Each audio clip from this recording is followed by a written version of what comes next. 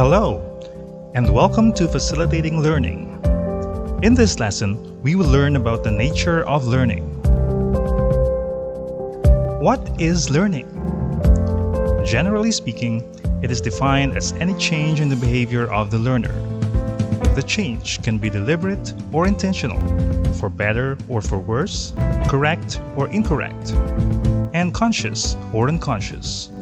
To qualify for learning, the change should be brought about by experience or by interaction of the person with the environment. Learning is a process that brings together personal and environmental experiences and influences for acquiring, enriching, or modifying one's knowledge, skills, values, attitudes, behavior, and worldviews. Finally, learning is defined by the following elements. It is a long-term change. The change is brought about by experience. It does not include physiological changes, and it involves mental representation or association.